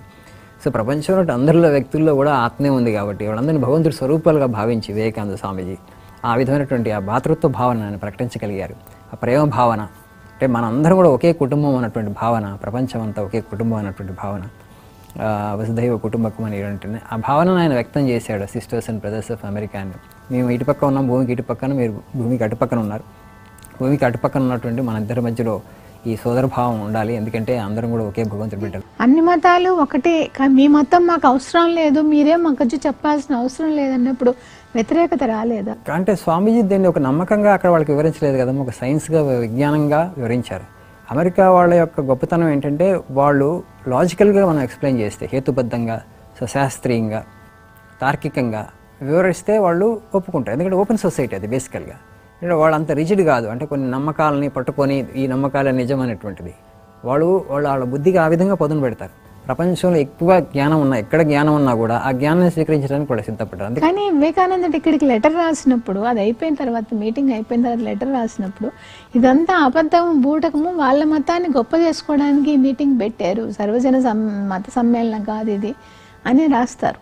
అంత భావజాలంతో ఉన్న వాళ్ళు వాళ్ళ మతాన్ని పైకి చెప్పుకోవాలా, వాళ్ళ మతాన్ని ఉద్ధరించుకోవాలా, వాళ్ళ మతమే గొప్పది అని నిరూపించుకోవాలా అన్న వాళ్ళ మైండ్లోంచి ఈయన సర్వమతాలు ఒకటే అన్నది ఎలా తీసుకెళ్లారు ఆ మీటింగ్లో? అయితే ఆ విశ్వమత మహాసభని ఆర్గనైజ్ చేసినటువంటి డాక్టర్ బ్యారోస్కి ఆ ఉద్దేశం ఉందమ్మా. యాక్చువల్లీ కొలంబస్ అమెరికాని కనుక్కొని 400 సంవత్సరాలు అయింది. ఆ సందర్భంగా ఆ సభని ఏర్పాటు చేశారు. అంటే ఈ మత సభ ఒకటే కాకుండా విజ్ఞాన శాస్త్రానికి సంబంధించినటువంటి ప్యారలల్గా అన్నీ నడుస్తూనే ఉన్నాయి. అంటే ప్రపంచంలో గొప్ప గొప్ప మెషిన్స్ కనుక్కునే కంపెనీలు అందరూ కూడా అలా తెచ్చి వాళ్ళ మెషిన్స్ని అక్కడ పెట్టారు. It's kind of expo. మనం ఈ రోజుల్లో ఎక్స్పో అంటాం కదా, ఎక్స్పో అన్నీ ఉన్నాయి, అన్ని ఎక్స్పోస్ ఉన్నాయి. దాంట్లో భాగంగా దీన్ని కూడా పెట్టారు, సభని కూడా, మత సభని కూడా. అయితే డాక్టర్ బ్యారోస్ ఉద్దేశం ఏంటంటే, భగవంతుడు మమ్మల్ని అనుగ్రహించడం వల్ల మేము ఈ ప్రాస్పెరిటీని, ఈ అభివృద్ధిని ఏదైతే ఉందో అది సాధించాము. మీరు కూడా మా దేవుడిని, మా ప్రవక్తను నమ్ముకుంటే మీరు కూడా ఇదే విధమైనటువంటి భౌతికమైనటువంటి అభివృద్ధిని, ప్రాస్పెరిటీని పొందుతారని చెప్పటం. అయితే మన దేశంలో మన అవగాహన ఏంటంటే, భగవంతుడికి భౌతికమైనటువంటి అభివృద్ధికి సంబంధం లేదు, మన భగవంతుని కర్మఫలాలు పరంగా వస్తుంది. అంటే భగవంతుని కేవలం కాస్త డబ్బులు ఇవ్వమని చెప్పేసి, ధనం ఇవ్వమని, ఐశ్వర్యం అది ఇస్తే భగవంతుడు అని కాకుండా, భగవంతుడిని మనం అహేతుకంగా ప్రేమించాలి, ఏమి అడగకుండా, ఏమి ఆశించకుండా నిస్వార్థమైన ప్రేమను మనం భగవంతుడికి ఇస్తే భగవంతుడు ప్రేమ స్వరూపుడు కూడా అనుగ్రహానికి పాత్రడం అవుతామని చెప్పి. మనకి ధర్మం గురించి, రిలీజన్ గురించి భిన్నమైన అభిప్రాయం ఉంది. శరీరానికి కావాల్సిన కొన్ని వస్తువులు, వస్తు సముదాయం ఇచ్చేటువంటి వ్యక్తిగా మనం భగవంతుని పూజించాం కదా. మనకి దాని గురించి ఎందుకంటే ఇక్కడ వైరాగ్య భూమి యాక్చువల్గా. అంటే నువ్వు అన్నిటిని త్యజిస్తేనే నువ్వు నిజంగా భగవంతుని ప్రేమించగలుగుతూ ఉంటాం మనం, ప్రాపంచికమైనటువంటి ముఖ్యంగా. కానీ వాళ్ళకేంటంటే ప్రాపంచికమైనటువంటి పొందటమే జీవిత లక్ష్యం, అవి ఎక్కువగా పొందామంటే భగవంతుడు అనుగ్రహించాడు, భగవంతుడి చేత అనుగ్రహింపబడ్డాం అనుకునేవాడు. మనకేంటంటే ఇంకా ఉదాత్తమైన లక్ష్యం ఉంది, మృత్యువు నుంచి కూడా మనం బయటపడతాం, మనం మోక్షాన్ని పొందుతాం భగవంతుడు అనుగ్రహింపబడితే, దానికి త్యాగం అవసరం అవుతుంది అని చెప్పేసి మనం ఎప్పుడు కూడా ఈ భౌతికపరమైనటువంటి అభివృద్ధిని అంతగా కాంక్షించలేదు భారతదేశంలో, జ్ఞానం ఉన్నప్పటికీ కూడా. కానీ వాళ్ళకు ఉన్న జీవితం గురించి సంబంధించిన అవగాహన ఏంటంటే, ఎంత మనకి ధనం ఉంటే, ఐశ్వర్యం ఉంటే అంత ఎక్కువగా మనం భోగ భాగ్యాలను అనుభవించగలుగుతాం, విలాసాలను అనుభవించగలుగుతాం అనేటువంటి జీవన లక్ష్యం. ఆ ఉద్దేశంతో ఆయన ఏర్పాటు చేశాడు. కానీ Vivekananda turn the tables on them అని చెప్తూ, నాయన అన్ని మతాలు కూడా, లేకపోతే అని బావిలో కప్ప ఉదాహరణ ఇస్తారు. బావిలో కప్పలాగా ఉండకూడదు అని చెప్పేసి ఆ స్టోరీ చెప్తారు. ఇప్పుడు బావిలో కప్ప, సముద్రం కప్ప, కూడా సముద్రం కప్ప వచ్చి బావిలో పడుతుంది. బావిలో పడ్డప్పుడు బావి కప్ప అడుగుతుంది, నువ్వు ఎక్కడి నుంచి వచ్చావు అంటే, సముద్రం నుంచి వచ్చిన కప్ప సముద్రం నుంచి వచ్చా అంటుంది. అప్పుడు బావిలో కప్ప ఇక్కడ నుంచి అక్కడికి ఎగిరి తన బావిలో నీ సముద్రం ఇంత ఉంటుందా అంటుంది. అది బావి నుంచి ఎప్పుడూ బయటికి రాలేదు. సముద్రం అంటే ఏంటో దానికి ఎలా అవగాహన లేదు. 2 బావులంతనా 3 బావులంతనా అడిగితే దాని ఐడియా అంతవరకే అంతవరకే ఉందామా. అప్పుడు సముద్ర కప్పతో గొడవ దిగుతుంది, నా బావి కన్నా విశాలమైన సముద్రం ఎలా ఉంటుందని. అసలు సముద్ర కప్ప అర్థం కాదు, అసలు ఎలా చెప్పగలను నా సముద్రం గురించి, నీ బావిలో నువ్వు ఎప్పుడు బయటికి రాలేదు. ఆ విధంగా కొద్దిమంది ఈ కుంచితమైనటువంటి మనస్తత్వంతో, సంకుచితమైనటువంటి మనస్తత్వం ఉన్నారు. మిగతా మతాలను కూడా మీరు ఎక్స్ప్లోర్ చేయండి, ఓపెన్ మైండ్తో ఉండండి అని చెప్పారు ఆయన. అంటే మా మతమే గొప్పది అని చెప్పేసి నేను దాటిపోవడం అని. కొన్ని మతాల్లో ఈ విధమైన అవగాహన కూడా ఉంది. ఏంటంటే, నువ్వు ఇతర మత గ్రంథాలను చదివితే నువ్వు పాపం, నీ ధార్మిక గ్రంథాన్ని అన్యాయం చేసిన వాళ్ళతో నువ్వు పాపం. కొన్ని మతాల్లో అయితే అసలు ఆ మతం నుంచి వెలివేయబడాలని. ఆ విధంగా అది భయంతో కూడుకున్నటువంటి మతం కదా. అక్కడ ఇంకో మత గ్రంథాన్ని నేను చదివితే, మనం ఏంటంటే అన్ని మతాల సారం ఒక్కటే, అందరినీ మనం చదవచ్చు, మనం మిగతా మత గ్రంథాల గురించి చదివి ఆ సారాంశం తెలుసుకోవచ్చు మనం దాన్ని ఆచరించవచ్చు. సో ఆ విధంగా వాళ్ళకి ఆ ఓపెన్ మైండ్ లేదు. తద్వారా మనం చరిత్ర చూసుకుంటే చాలా మరణహోమం జరిగింది మతం పేరిట. అది జరగడానికి కారణం ఏంటంటే ఈ విధమైన సంకుచిత మనస్తత్వమే. అందుకని ఈ రోజు ఏదైతే ఈ షికాగో విశ్వమత మహాసభకి సూచకంగా ఏదైతే గంట మోగిందో ఆ గంట మనిషికి మధ్యలో ఈ అన్చారిటబుల్ ఫీలింగ్స్ అంటే ఈ ద్వేషము, విద్వేషము, ఈ సామరస్యపూర్వకమైనటువంటి ఆలోచన లేకపోవడం ఏదైతే ఉందో అవి పూర్తిగా సమసిపోవుగాక అంటారు వివేకానంద స్వామీజీ. అంటే అందరం ఒకే భగవంతుని చేరుకోవడానికి వివిధ మార్గాల నుంచి వెళుతున్నాం. ఏ విధంగా అయితే నదులు ఎక్కడెక్కడో పుట్టి ఒకే మహాసముద్రం సంగమిస్తాయో అదేవిధంగా వివిధ మార్గాల ద్వారా మనం భగవంతుని అన్వేషిస్తూ ఒకే భగవంతుని చేరుకుంటున్నాం, భగవంతుడు ఒక్కడే అన్నటువంటి సందేశం ప్రపంచానికి మొత్తం వెళ్ళాలి అని చెప్తూ ఇంకా ఏదైతే ఈ మత విద్వేషాలు ఏదైతే ఉంటాయి, గొడవలు, స్పర్ధ, వైషమ్య, వీటి వలన భూమి చాలా చోట్ల రక్తం ఏరులాగా ప్రవహింపజేయబడింది. ఇంకా అలాంటి అంటే ఛాందసవాద భావాలు ఇక భవిష్యత్తులో ఉండకుండా ఉండుగాక, ప్రజలందరూ సామరస్యంతో జీవిద్దురుగాక అని చెప్పేసి చివరిగా తన ఉపన్యాసాన్ని ముగిస్తారు. 5 నిమిషాల ఉపన్యాసాన్ని, 4 నిమిషాల ఉపన్యాసాన్ని. మీరు అన్నట్టు అందులో డాక్టర్ బ్యారోస్ దాంతోనే చెప్పారమ్మా. తర్వాత వాళ్ళకి ఇంకా అర్థమైంది మతపరమైనటువంటి దాని విషయంలో అయితే భారతదేశం లాంటి దేశాల నుంచి మనం నేర్చుకోవాల్సి ఉంది. వాళ్ళకి చాలా తాత్విక జ్ఞానం ఉంది, వాళ్ళకి చాలా ప్రాచీనమైనటువంటి నాగరికత, వాళ్ళు ఎప్పటి నుంచో కూడా ఈ అన్వేషణలో ఉన్నారు. అంటే ఆర్థిక పరంగా ఒక సైనిక శక్తిగా మనం గొప్పయేమో, టెక్నాలజికల్ రంగంలో మనం ముందు ఉండొచ్చు, కానీ ఈ తత్వశాస్త్రానికి సంబంధించి, ఆధ్యాత్మిక జ్ఞానానికి సంబంధించి మిగతా నాగరికతలు ఇంకా ప్రాచీనమైన నాగరికతలు కాబట్టి వాళ్ళ దగ్గర ఎక్కువ జ్ఞానం ఉందని చెప్పి ఒక మొట్టమొదటి ద్వారా మనం వాళ్ళని చూసి ఉన్నంత నేర్చుకోవచ్చు, వాళ్ళ దగ్గర ఉన్న జ్ఞానాన్ని ఒక అవగాహన అయితే అమెరికా వాళ్ళకి వచ్చింది. అంతకుముందు అయితే అన్ని విషయాల్లో మేమే ముందున్నాం, అన్నింటిలోనూ మేమే భగవంతుడి చేత అనుగ్రహింపబడ్డాం, మిగతా వాళ్ళని అనాగరికమైనటువంటి దేశాలు, మూఢనమ్మకాలతో కూడుకున్నటువంటి దేశాలు అనేటువంటి భావనే ఉండేది వాళ్ళకి. మీరు ఇందాక అన్నట్టు చాలా చులకన భావన ఉండేది. ఆ భావన నుంచి కొంత బయటపడ్డారు వివేకానంద స్వామిని చూసిన తర్వాత, ఆయన విన్న తర్వాత. ఎన్ని ఉపన్యాసాలు ఇచ్చారు అప్పట్లో ఆయన అమెరికాలో? ఒక 2.5 సంవత్సరాలు అమెరికా అంతా ప్రయాణించి తర్వాత షికాగో విశ్వమత మహాసభ అయిన తర్వాత వేదాంత దుందుబిని మ్రోగిస్తూ పోయారమ్మా. అంటే ఇదే అన్ని చోట్ల చెప్పారా? జ్ఞానయోగ ఉపన్యాసాలు, భక్తి యోగ ఉపన్యాసాలు, కర్మయోగ ఉపన్యాసాలు, రాజయోగ ఉపన్యాసాలు. అంటే ఆయన చెప్పిన దాంట్లో ఒక 10-15% రికార్డ్ అయింది. అదే ఇప్పుడు 9 వాల్యూమ్స్లో ఉంది. సో ఆ 9 వాల్యూమ్స్లో ఉండండి ఆయన ఎంత చెప్పుంటారు 2.5 సంవత్సరాల్లో. ఇప్పుడు ఎసెన్స్ అయితే వచ్చిందనుకోండి, కాకపోతే వేదాంతానికి సంబంధించి ఉపనిషత్తులు, భగవద్గీత వాటి ఎసెన్స్, సారాంశం, ఎందుకంటే వాళ్ళకి ఏమీ తెలియదు కదా మన మతం గురించి. ఆయన శాస్త్రజ్ఞానం చేయటానికి ఆయన సాంస్క్రిట్ నేర్చుకున్నారంట కదా. రామకృష్ణుల వారి దగ్గర శిష్యరికం చేస్తున్నప్పుడు తన చదువులో భాగంగా కొంత నేర్చుకున్నారు. తన చిన్నప్పుడే తన తండ్రి కూడా ఒక టీచర్ని పెట్టి కొంత నేర్పించారు. దానికన్నా ఎక్కువ ఆయన భారతదేశాన్ని పర్యటిస్తున్నప్పుడు అక్కడ రాజస్థాన్లో, గుజరాత్లో ఉన్నప్పుడు కొంత నేర్చుకున్నారమ్మా. ఈ పాణిని అష్టాధ్యాయి కూడా కొన్ని నెలల పాటు అక్కడ ఉండి గుజరాత్లో ఒక పండితుడి దగ్గర నేర్చుకున్నారు. కాకపోతే ఆయన యోగి కాబట్టి ఆయనకి ఈ ధర్మగ్రంథాల్లో ఉన్నటువంటి సారం ఏంటో అనుభవపూర్వకంగా తెలుసుకున్నాడు కాబట్టి భగవంతుడిని. వాటి వలన పెద్ద థియరిటికల్ నాలెడ్జ్ అంత ఉపయోగం లేదు. అయినా సామాజిక శాస్త్ర పరిజ్ఞానం కూడా చాలా విశేషంగా ఉండటం వలన ఉపనిషత్తులను కోట్ చేస్తూ, భగవద్గీతల్ని ఉదాహరిస్తూ, ఉటంకిస్తూ వాళ్ళకి దాని యొక్క జిస్టు చెప్పారు ఆయన. ఎందుకంటే వాళ్ళకి సంస్కృత పరిజ్ఞానం లేదు, భారతదేశం ఆధ్యాత్మికత ఏంటో తెలియదు. జనరల్గా వాళ్ళకున్నట్టు వాళ్ళ మతాన్ని వాళ్ళు విశ్వసించి వాళ్ళ మతానికి సంబంధించిన జ్ఞానం కూడా అందరికీ సమాజంలో లేదు. సో అప్పుడు ఆయన ఉపన్యాసాలకి ప్రొఫెసర్స్, పెద్ద పెద్ద ప్రొఫెసర్స్, విశ్వవిద్యాలయ ప్రొఫెసర్స్, వివేకానంద స్వామి హార్వర్డ్ యూనివర్సిటీలో డివినిటీ స్కూల్ ఉండేది. ఆ డివినిటీ స్కూల్ చైర్ వాళ్ళకి ఆఫర్ చేశారు స్వామీజీకి. ఇంకా కొన్ని యూనివర్సిటీస్ ఆఫర్ చేసి ఆయన సున్నితంగా తిరస్కరించారు. నేను సన్యాసిని, నేను ఇవన్నిటిని నేను యాక్సెప్ట్ చేయలేనని చెప్పేసి ఆయన జ్ఞానాన్ని దృష్టిలో పెట్టుకుని వాళ్ళు ఇచ్చారు. ఎందుకంటే అలాంటి జ్ఞానవంతుడైనటువంటి వ్యక్తి మన యూనివర్సిటీలో ఉంటే ఆ డిపార్ట్మెంట్ బాగా రాణిస్తుందని చెప్పి. యూనివర్సిటీకి అదొక ఇదిగా దీపాలు పెట్టి దాని మీద ఆయన వర్డ్స్, ఫస్ట్ ప్రసంగించిన వర్డ్స్, ఆయన ఇక్కడ ఉపన్యాసం ఇచ్చారు అని అన్ని ఒక మాన్యుమెంట్గా ఉంది. అవును, ఆ మెట్లు కింద వాళ్ళు మామూలుగా ఈ ఎల్ఈడి లైట్లు లైట్స్ పెట్టి లైట్స్లో ఆయన వాక్యాలన్నీ పెట్టారు. అది చాలా అవసరం అమ్మా. మనం ఇప్పుడు చూస్తే ప్రపంచాన్ని ఇప్పుడు యుద్ధాలు జరుగుతున్నాయి కదా, మధ్యప్రాచ్యంలో జరుగుతున్న ఆ యుద్ధం చూసుకుంటే అంటే మనిషిని ఇంత తీవ్రంగా అంటే ద్వేషిస్తాడా, అది ద్వేషిస్తే మనం నిజంగా నాగరికులమా, అది చూస్తుంటే మనం ఆ యుద్ధాన్ని చూస్తుంటే భారతీయులకైతే అది చాలా అంటే మనకి అది చూడలేము అట్లాంటివి. అంటే మతం అనేటువంటిది మనిషిని, జీవితాన్ని, ఇంకో జీవిని ఇంకో జీవితాన్ని మమేకం చేయాలి, కలిసిపోయేటట్టు ఉద్ధరించడానికి చేయాలి. విడిపోయేందుకు దానికి ఒకరంటే ఒకరు భయపడేంత విధంగా ద్వేషం. బుద్ధుడు అంటాడు, hated cannot be conquered by hated can only B conquered by love. ద్వేషాన్ని ద్వేషంతో జయించలేవు, ద్వేషాన్ని ప్రేమతోనే జయించాలంటారు. ఇప్పుడు ఇద్దరు ఏ స్థాయిలో ద్వేషించుకుంటున్నారంటే ఇప్పుడు ఏంటంటే చరిత్రలో మళ్ళీ చూసుకుంటే ఆ వెనక చరిత్ర చూసుకుంటూ ఉంటారు, తవ్వుకుంటూ ఉంటారు కాబట్టి ఒకళ్ళనొకళ్ళు మన్నించుకోలేరు. ఇగో మీ వాళ్ళు మా వాళ్ళకి ఇది చేశారు, గతంలో ఇది జరిగింది అని చెప్పి ఆ ద్వేషం అనేది ఇంకా పెరిగిపోతూనే ఉంటుంది.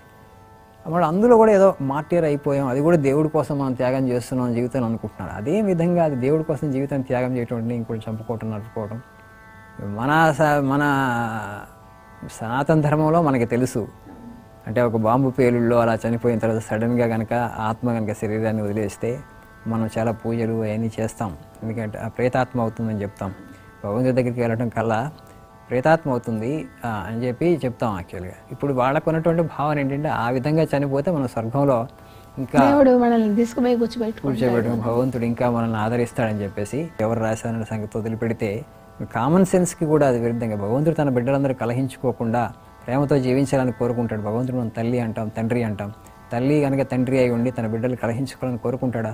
మనందరం ఒకే భగవంతుడి బిడ్డలు అయినప్పుడు కలహించాలని ఆయన ఎలా కోరుకుంటాడు? అలా కోరుకుంటాడు. మనం ఎలా అనుకుంటాం? మరి ఒకే మతానికి సంబంధించిన అనుయాయులు కూడా కొట్టుకుంటున్నాడు మళ్ళీ తెగలు. అందుకని వివేకానంద సంబంధించి ఈ సెక్టేరియన్ స్ట్రైఫ్ ఏదైతే ఉందో, ఈ సెక్టుకు మధ్యలో అంటారు. మళ్ళీ మతంలో ఒకే మతంలో ఉన్నటువంటి రెండు తెగలు వాళ్ళు కొట్లాడుకుంటున్నారు, అది మతం పేరుతో. వివేకానంద స్వామీజీ యొక్క ఆదర్శాలని, ఆయన సందేశాన్ని విశ్వవ్యాప్తం చేసేటువంటి ప్రయత్నం అంటే విద్య ద్వారా, ముఖ్యంగా మన భారతదేశంలో చూసుకుందాం. ఆయన జన్మదినాన్ని జాతీయ యువజన దినోత్సవంగా జరుపుకుంటున్నాం. కానీ జాతీయ యువతకి వివేకానంద స్వామీజీని ఎంతగా పరిచయం చేసాం మనం? ఎవరికైనా తెలుసా ఆయన ఏం చెప్పాడు? ఆయన జీవితం గురించి తెలుసా? ఆయన జీవితం గురించి అద్భుతమైనటువంటి జీవితం చదివితే చాలా ప్రేరణ స్ఫూర్తి వస్తుంది. అయితే ఇట్లా కొంచెం ఆయన పాఠ్యాంశాలు పెట్టి కొంత రుచి చూపించుంటే మిగతా పిల్లలు చదువుకుంటారు, ఇంకా ఎక్కువ చదువుకోవడానికి అవకాశం ఉంది. అంటే ఒక పూర్ణ వికాసం పొందినటువంటి వ్యక్తిని మనం విద్య ద్వారా పరిచయం చేయలేకపోతున్నాం పిల్లలకి. తద్వారా వాళ్ళు అసలు మానవ జీవిత లక్ష్యం ఏంటి, పూర్ణ వికాసం పొందినటువంటి వ్యక్తి నేను ఆదర్శంగా తీసుకోవాలంటే ఎవరిని తీసుకోవాలని దాని మీద వాళ్ళకి స్పష్టత లేదు. విద్య ద్వారా తర్వాత వాళ్ళు అమెరికా నుంచి ఆయనతో పాటు మార్గరెట్ నోబెల్ అని ఆమె కూడా వస్తుంది, అదే సిస్టర్ నివేదిత. ఆవిడ కూడా వచ్చింది ఇక్కడికి, ఇండియాకి వస్తారు కదా. ఇండియాకి వచ్చిన తర్వాత ఆయన ఫస్ట్ ఈ రామకృష్ణ మిషన్ ఇవన్నీ స్టార్ట్ చేయాలి ఆర్గనైజేషన్ అనేది ఆయన ఏ విధంగా అనుకున్నారు, ఎందుకు అనుకున్నారు? ఆయన 1897లో అమెరికా నుంచి భారతదేశానికి వచ్చినప్పుడు కొలంబోలో అడుగుపెట్టి ఒక సిరీస్ ఆఫ్ లెక్చర్స్ ఇస్తారమ్మా. అంటే ఉపన్యాసాలు ఇచ్చుకుంటూ వెళ్తారు. అక్కడ రామ్నాడు మొదలు పెట్టేసి ఇక్కడ వరకు అల్మోరా వరకు ఇచ్చుకుంటూ వస్తూ అందులో ఏం చెప్పారంటే ఆయన ముఖ్యంగా ఎసెన్స్ ఏంటంటే ప్రతి జాతికి ఒక ఆదర్శం ఉంటుంది. పాశ్చాత్యులకు వాళ్ళ ఆదర్శాలు ఉన్నాయి, వాళ్ళ ఆదర్శాలు వాళ్ళ గొప్పవే, నేను కాదనట్లేదు. మనకి కొన్ని ఆదర్శాలు ఉన్నాయి, మన పూర్వీకులు ఏర్పరిచినటువంటి ఇది ఒక 10,000 సంవత్సరాల నాగరికత, అనాదిగా ఆదర్శాలను పట్టుకొని కూర్చున్నాం. ఇప్పుడు మీరు ఆదర్శాలను వదిలేస్తుంటే కుదరదు, భగవంతుడు మీకు అది ఇచ్చాడు, మీరే వాటి పట్టుకోవాలి. ఆ ఆదర్శం ఏంటంటే ఆధ్యాత్మికత అంటాడు. అంటే త్యాగము సేవ ద్వారా అమృతత్వాన్ని సంప్రాప్తించుకోవడం. ఆదర్శాలు ఏంటంటే చెప్తారు స్వామీజీ. ఇక్కడ ఆధ్యాత్మికత అనేటువంటిది ఇక్కడే ఆదర్శంగా ఉంది. ప్రపంచంలో ఎన్నో నాగరికతలు నేను చూశాను. వాళ్ళకి ఏంటంటే జీవితంలో ఒక నాగరికతగా, ఒక దేశంగా, ఒక జాతిగా వాళ్ళ లక్ష్యం ఏంటంటే ఒక ఆర్థిక శక్తికి ఎదగాలని, ఒక సైనిక శక్తికి ఎదగాలని, లేకపోతే ఒక రాజకీయ శక్తికి ఎదగాలని. మనం ఎప్పుడు కూడా ఒక ఆధ్యాత్మిక శక్తిగానే ఉండాలని కోరుకున్నాం. అనాదిగా దానికోసమే ప్రయత్నం చేస్తున్నాం. గంగా నదిని నువ్వు వెనక్కి ప్రవహింపజేయలేవు అంటారు వివేకానంద స్వామీజీ. భారతీయ నాగరికత తరతరాలుగా ఒక ఆధ్యాత్మిక నాగరికతగా కొనసాగుతుంది, అది ఆ దిశగానే కొనసాగాలి. మన జవసత్వాలు, మన జీవనాడి ఆధ్యాత్మికత, అది ఎప్పుడైతే బలహీనపడిందో, ఆ పునాది ఏదైతే ఉందో భారతీయ ఈ నాగరికత మహాసౌధం ఆధ్యాత్మిక అయినటువంటి పునాది మీద నిర్మింపబడింది. ఆ పునాది బలహీనపడితే జాతి అంతరించిపోతుంది 3 తరాల్లో. కాబట్టి దాన్ని గట్టిగా పట్టుకోండి, ప్రపంచం అంతా కూడా మీకు గౌరవం ఇస్తుంది అప్పుడని చెప్తారు. మీ ఆదర్శాలు మహోన్నతమైనటువంటి వాటి మీద మీరు ఎప్పుడు అపనమ్మకాన్ని మీరు కలిగి ఉండకండి అని చెప్తారు స్వామీజీ. చెప్తూ ఈ భారతదేశాన్ని అంతా కూడా ఇప్పుడు స్పిరిచువల్ థ్రెడ్తో, కామన్ థ్రెడ్ ఉంది, దాంతో యునైట్ చేసి జాతీయత భావాన్ని పరోక్షంగా రగిలిస్తారు ఆయన. బ్రిటిష్ వాళ్ళకి వ్యతిరేకంగా ఒక్క మాట అనకుండా భారతీయులకు భారతదేశం యొక్క గొప్పతనాన్ని, వైభవాన్ని చాటుతూ భారతీయులందరినీ ఏకత్రాటి మీదకి తీసుకొచ్చారు. జాతీయత భావాన్ని రగులు కలిపి ఆ విధంగా ఆయన స్వాతంత్ర సమరానికి కూడా అవేకనర్ మోడర్న్ ఇండియా, ఆధునిక భారతీయ జాతి పితామహుడు అంటాం అవేకనర్, దాన్ని జాగృతపరిచినటువంటి వ్యక్తి. ఆయన చెప్పిన దాన్ని ఆ పునాది మీదనే మన మిగతా మహాత్మా గాంధీ గారు కానీ, అరవింద ఘోష్ కానీ, మన సుభాష్ చంద్రబోస్ వీళ్ళందరూ కూడా తిలక్ కూడా కొన్ని రోజులు ఉన్నారంటే. ఎస్ అమ్మ, తిలక్తో కూడా ఆయన మాట్లాడారు, పరిచయం అయ్యారు, ఈ గురించి చర్చించారు. స్వామీజీకి రాజకీయాల మీద ఇష్టం లేదని కాదు. ఇప్పుడు మనం బ్రిటిష్ కూడా దాస్యంలో 10 మంది అడుగుతారు ఆయన, మీరు బాగానే చెప్తున్నారు ఆధ్యాత్మికత గురించి, ఇప్పుడు మనం విదేశీ దాస్యంలో ఉన్నాం, మీరు ఇప్పుడు ఎందుకు స్వాతంత్ర సమరంలో పాల్గొని మనం రాజకీయంగా అంటే వాళ్ళ నుంచి బానిస బతుకుల నుంచి విముక్తి పొందేటట్టు ఎందుకు ప్రయత్నం చేయకూడదు, మీకు ఇంత శక్తి ఉంది, ఇంత గొప్ప ప్రజ్ఞావంతులు మీరు అంటే వివేకానంద స్వామి అంటారు, నేను స్వాతంత్రాన్ని 3 రోజుల్లో తీసుకొస్తానయ్యా, తర్వాత ఆ స్వాతంత్రం నిలబెట్టుకునే వాళ్ళు ఎవరు అంటారు. బ్రిటిష్ వాళ్ళతో సమస్య కాదు మనకి, వాళ్ళు అసలు వాళ్ళు ఎందుకు రాగలిగారు, మనం సమైక్యంగా లేము, వాళ్ళు ఎందుకు రాగలిగారు, ఒక 75,000 మంది 33 కోట్ల భారతీయులు ఎలా పరిపాలించగలుగుతున్నారు, మనలో ఐక్యత లేదు, ఐకమత్యం లేదు, మనం సంఘటితంగా లేము. సో భారతదేశాన్ని మొత్తం సంఘటితపరచాలి, భారతదేశంలో ఈ జాతీయోద్యమ స్ఫూర్తిని రగిలించాలి, ఒక జాతీయత భావాన్ని రగులు కలపాలంటే దానికి కామన్ లింక్ కావాలి, ఆ కామన్ లింక్ ఆధ్యాత్మికతని. ఆ విధంగా వివేకానంద స్వామి ఏదైతే పునాదిని వేశారో ఆ పునాది మీద మిగతా స్వాతంత్ర సమర యోధులందరూ కూడా ఆ భారతీయ అంటే స్వాతంత్ర సమరం అనేటువంటి మహాసౌధాన్ని వాళ్ళు నిర్మించారు.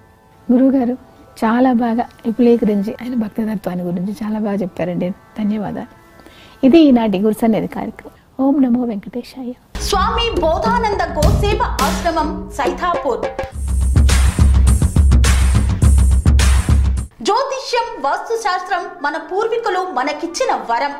దుర్గాదేవి, కాలభైరవ ఉపాసనతో వాక్సిద్ధి పొందిన శ్రీ శ్రీ బోధానందగిరి స్వామివారు మీకు ఎలాంటి సమస్యలున్నా, వాటిలో ముఖ్యంగా ధన నష్టం, ఆరోగ్య నష్టం, భార్యాభర్తల మధ్య గొడవలు, ప్రేమించుకున్న వారు దూరం అవడం, ఎన్ని సంబంధాలు వచ్చినా పెళ్లి ముడి పడకపోవడం, రోడ్డు ప్రమాదాలు, అప్పుల బాధలు, వ్యవసాయంలో నష్టాలు, పెద్దల మాట పిల్లలు వినకపోవడం, ఆరోగ్య శాంతి, గృహశాంతి, మనశ్శాంతి లేకపోవడం, ఇలాంటి సమస్యలు ఉన్నట్లయితే ఒక్కసారి స్వామీజీని కలవండి.